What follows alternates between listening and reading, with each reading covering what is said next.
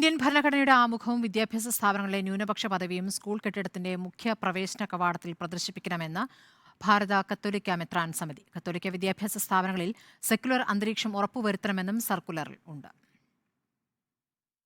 ഇന്ത്യയിൽ ക്രൈസ്തവ വിദ്യാഭ്യാസ സ്ഥാപനങ്ങൾ ആക്രമിക്കപ്പെടുന്ന പശ്ചാത്തലത്തിലാണ് സ്ഥാപനങ്ങളുടെ നടത്തിപ്പ് സംബന്ധിച്ച് ഭാരത കത്തോലിക്ക മെത്രാൻ സമിതി മാർഗനിർദ്ദേശം പുറത്തിറക്കിയത്. ഇന്ത്യൻ ഭരണഘടനയുടെ ആമുഖവും വിദ്യാഭ്യാസ സ്ഥാപനങ്ങളുടെ ന്യൂനപക്ഷ പദവിയും സ്കൂൾ കെട്ടിടത്തിന്റെ മുഖ്യ പ്രവേശന കവാടത്തിൽ പ്രദർശിപ്പിക്കണമെന്ന് ഭാരത കത്തോലിക്ക മെത്രാൻ സമിതി സർക്കുലറിൽ പറയുന്നു. കത്തോലിക്ക വിദ്യാഭ്യാസ സ്ഥാപനങ്ങളിൽ സെക്യുലർ അന്തരീക്ഷം ഉറപ്പുവരുത്തണം. കത്തോലിക്ക വിശ്വാസം ഇതര മതസ്ഥരായ കുട്ടികളുടെ മേൽ അടിച്ചേൽപ്പിക്കരുതെന്നാണ് മെത്രാൻ സമിതിയുടെ താക്കീത്.